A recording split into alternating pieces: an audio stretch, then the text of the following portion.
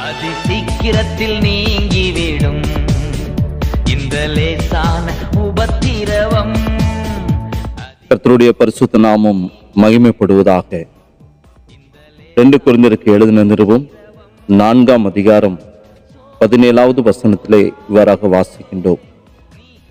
மேலும் காணப்படுகிறவைகளை அல்ல, காணப்படாதவைகளை நோக்கி இருக்கிற நமக்கு அதி சீக்கிரத்தில் நீங்கும் லேசான நம்முடைய உபத்திரவம் மிகவும் அதிகமான நித்திய கனமகிமையை உண்டாக்குகிறது என்று சொல்லி நான் பார்க்கிறேன். கிறிஸ்துவுக்குள் அன்பான தேவனுடைய பிள்ளைகளை, இங்கே நான் பார்க்கிறதான பொழுது அப்போஸ்தலனாகிய பவுல் மிகவும் அழகாக இந்த வார்த்தைகளை சொல்கிறதான பொழுது அது சீக்கிரத்தில் நீங்கும் இந்த லேசான உபத்திரவம் என்று சொல்லியிருப்பார். அவர் சொல்லுகிறார். இங்கே ஆழமான சத்தியத்தை அப்போஸ்தலனாகிய பவுல் இங்கே நமக்கு தெளிவாக நமக்கு சொல்லுகின்றதான பொழுது, அந்த உலகத்தில் ஒவ்வொருவரும் அனுபவித்துக் கொண்டிருக்கிறதான துன்பமானாலும் சரி, நோய்களானாலும் சரி, கவலையானாலும் சரி, வாழ்க்கையில உண்டாகிறதான போராட்டங்களான சரி, இவை அனைத்துமே ஒரு மனிதனுடைய வாழ்க்கையிலே அது தற்காலிகமானவை. நித்திய வாழ்க்கையோடும் கர்த்தர் நமக்கு தரப்போகிறதான மகிமையோடும் ஒப்பிடுகிறதான பொழுது, நாம் ஒவ்வொருவரும் நம்முடைய வாழ்க்கையில அன்றாடம் எதிர்கொள்கிறதான இப்படிப்பட்ட பிரச்சனைகளும் சோதனைகளும் நம்முடைய வாழ்க்கையிலே அது லேசானது, மிகவும் சிறியது என்று சொல்லி சொல்லுகிறார். அது மாத்திரமல்ல, வரவிருக்கிறதான அந்த பரலோக மகிமையானது நாம் ஒவ்வொருவரும் கற்பனை செய்து பார்க்க முடியாத அளவுக்கு, அதாவது இங்க நாம் அனுபவிக்கிறதான இந்த துன்பத்தை விடவும் அளவிட முடியாத அளவுக்கு மிகவும் மகிமையானது, அது பெரியதாய் காணப்படுகிறது. உலக துன்பங்கள் தற்காலிகமானவை ஒரு மனிதனுடைய வாழ்க்கையில். ஆனால் கர்த்தர் நமக்கு தருகிறதான அந்த கனமகிமை என்பது அது என்றென்றும் நிலைத்திருக்கிறது. அது அவர் நாளும் அழியவே அழியாது. துன்பங்கள் வீணாக ஒரு மனிதனுடைய வாழ்க்கையில போவது கிடையாது. கிறிஸ்துவுக்குள் நாம் சகிக்கிறதான உபத்திரவங்களானாலும் சரி, நமக்கு மேன்மையான நித்திய ஆசீர்வாதத்தையும் ஆவிக்குரிய முதிர்ச்சியும் பரலோகத்திலே ஒரு பிரதிபலனை நமக்கு ஆயத்தப்படுத்தி வைத்திருக்கிறது.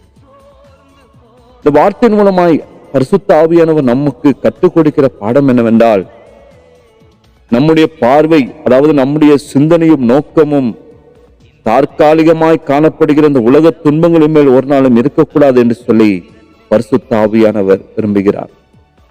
மாறாக நம்முடைய அந்த நோக்கமும் சிந்தனை எப்படி இருக்க வேண்டும் என்று சொன்னால், நித்திய பரலோக மகிமையின் மேல் இருக்க வேண்டும்.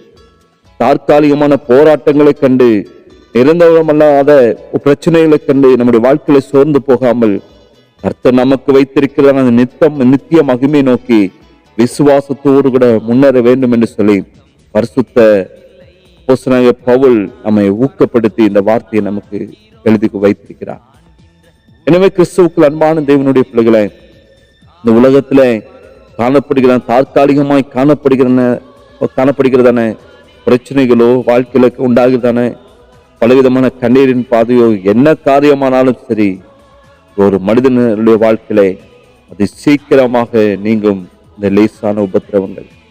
ஆனால் ஒரு மனிதனுடைய வாழ்க்கை நித்திய கனமகிமையை உண்டாக்குகிறது என்று சொன்னால், அது பரலோகத்தினுடைய அந்த மகிமையாய் காணப்படுகிறது. அதை நோக்கி வாஞ்சியுள்ளவர்களாக ஓடி தேவனுடைய சித்தத்தைக்காக தேவனுடைய திருப்பாதத்துல நம்மை அர்ப்பணிப்போம்.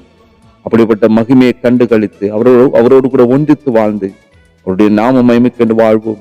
தேவ கிருபை யாவரையும் சூழ்ந்து கொள்ளட்டும். ஜெபிக்கலாமா? நேசிக்கிற அன்பின் பிதாவே, ஆசீர்வதிக்கப்பட்ட இந்த காலை வேளைக்காக நன்றி செலுத்துகிறப்பா. அது சீக்கிரத்தில் நீங்கும் இந்த லேசான உபத்திரவம் மிகவும் அதிகமாய் என்று நிலைநிற்கிறதான கனமகிமை நமக்கு உண்டாக்கும் என்று சொல்லி அப்போஸ்தலனாகிய பவுல் மூலமா எங்களோடு கூட பேசுங்க. உலகத்துல காணப்படுகிற பாடுகளும் பிரயாசங்களும் நிரந்தரம் மற்றவை ஆண்டவரே. ஆனாலும் பரலோகத்தினுடைய இந்த கனமகிமை ஆண்டவரே, உங்கள் வாழ்க்கையிலே அது என்றென்றும் நிலைத்திருக்கிறது. அதை நோக்கி நாங்கள் வாஞ்சியோடு கூட ஓட தகப்பனே, யாவருக்கும் அப்படிப்பட்ட கிருபைகளை பரிசுத்த ஆவியானவர் இந்த பரிசுத்த நாளிலும் யாவருக்கும் கொடுத்து கற்க வழி நடத்துகிறார். ஆசீர்வதியும் இயேசுவின் நாமத்தை ஜெபிக்கிற நல்ல பிதா, ஆமென், ஆமென். இந்த லேசான உபத்திரவம் அதி சீக்கிரத்தில் நீங்கிவிடும். இந்த லேசான உபத்திரவம்